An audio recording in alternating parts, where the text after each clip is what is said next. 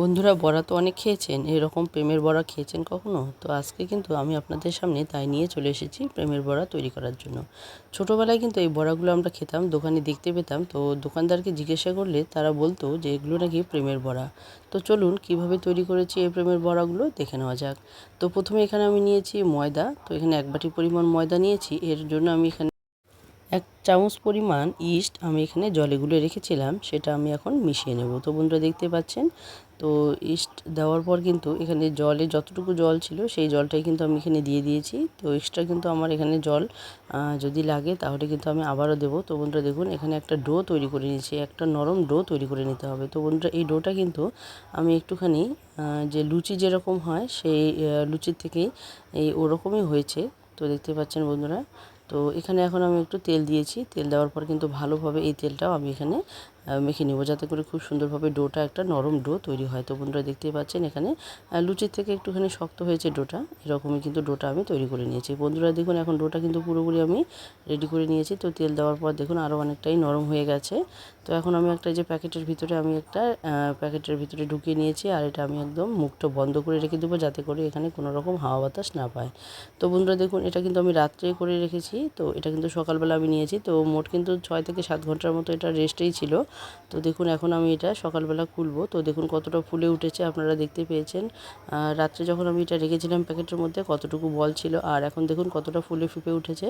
তো এখন কি দেখুন, এখানে কিন্তু হাতের মধ্যে বারবার লেগে যাচ্ছে। তো প্রত্যেকবারই কিন্তু এটা হাতের মধ্যে হাতের মধ্যে জল মেখে নেবেন, আর জল নেওয়ার পর কিন্তু এভাবে আপনারা ভালো করে এটাকে আবারও মুছে নেবেন। তো বন্ধুরা দেখুন, যদি হাতে লেগে যায় তাহলে কিন্তু জল হাতের মধ্যে অবশ্যই লাগিয়ে নিতে হবে। তো বন্ধুরা দেখুন, এখন কিন্তু এখানে কোনো রকম আটা ময়দা কোনো কিছুই মেশানোর দরকার নেই, খুব সহজেই কিন্তু এটা ডোটা তৈরি হয়ে গেছে। এখন আমি এখানে তেল বসিয়ে দিয়েছি, তো দেখতে পাচ্ছেন। আর এই তেলটা কিন্তু কড়াইটা গরম করার পরে দিয়েছি। এরপর কিন্তু এই তেলটাকে আর গরম করে নেব না আমি। তো কড়াইয়ের যে গরমটা আছে সেই উষ্ণ গরমের মধ্যেই কিন্তু এটা আমি বড়াগুলো ভেজে নেব। তো বন্ধুরা এখানে হিটটা কিন্তু একদম লো হিটেই ভেজে নিতে হবে, যাতে করে উপরটা হয়ে যায় আবার ভিতরটা খুব সুন্দরভাবে ভাজা হয়ে যায়। তো বন্ধুরা দেখতে পাচ্ছেন, এখন কিন্তু হাতে একটু জল মেখে নেওয়ার পর আমি এখানে কিন্তু হাতের সাহায্যে বলগুলো তৈরি করে নিয়েছি। তো বলগুলো আপনারা যতটা মানে ছোট বড় আন্দাজ মতো আপনারা বানিয়ে নিতে পারেন, কোনো অসুবিধে নেই।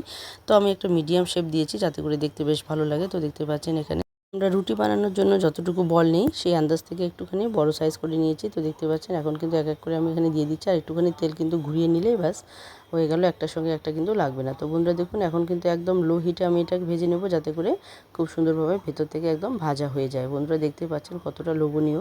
তো এটা দেখতে যেরকম লোভনীয়, খেতেও কিন্তু ভীষণ সুস্বাদু। তো এটা আমি ছোটোবেলায় অনেক খেয়েছি, তো যার জন্যই আমার মনে হয়েছে যে এরকম করে একটা রেসিপি তৈরি করি। তো বন্ধুরা, আমার এই রেসিপিটা আপনাদের কেমন লাগলো অবশ্যই কমেন্টে জানাতে ভুলবেন না, কারণ আপনাদের একটি লাইক, একটি কমেন্ট কিন্তু আমাদেরকে অনেকটাই উৎসাহিত করে নতুন নতুন রেসিপি তৈরি করতে। তো বন্ধুরা, আপনারা যতটা লাইক করবেন, কমেন্ট করবেন, ততটাই কিন্তু আমাদের মধ্যে উৎসাহ বেড়ে যাবে। তো বন্ধুরা দেখুন, এখানে কিন্তু বড়াগুলো তৈরি হয়ে যাচ্ছে, আর আপনাদের ভালোবাসায় কিন্তু আমরা নতুন নতুন রেসিপি তৈরি করতে পারি। তো অবশ্যই বন্ধুরা ভালোবাসা দিতে ভুলবেন না। তো বন্ধুরা দেখুন, এখানে কিন্তু ধীরে ধীরে আমি ভেজে নিচ্ছি। তো ভাজা কিন্তু হয়ে গেছে, দেখুন একদম লো হিটে কিন্তু ভেজে নিচ্ছি, যাতে করে উপরটাও সুন্দর কালার এসে যায়, আবার ভেতরটাও হয়ে যায়। যখনই দেখবেন এরকম ব্রাউন কালার একটা এসে গেছে, তখনই কিন্তু এগুলো নামিয়ে নিতে হবে। আর পুরনো বন্ধুরা যারা শুরু থেকে শেষ অবধি সঙ্গে আছেন, সবাইকে অসংখ্য অসংখ্য ধন্যবাদ। আর নতুন বন্ধুরা যারা দেখছেন, যারা এখনও বন্ধু হননি, ঝটপট বন্ধু হয়ে যুক্ত হয়ে যান, কারণ নতুন নতুন রেসিপি আরও আসতে চলেছে আপনাদের জন্য। তো আর যারা নতুন দেখছেন, যারা আমার অনেক পুরনো রেসিপি এখনও দেখেননি, তারা কিন্তু আমার পুরনো রেসিপিগুলো একবার ফলো করতে পারেন। তো বন্ধুরা দেখুন কতটা লোভনীয় হয়েছে।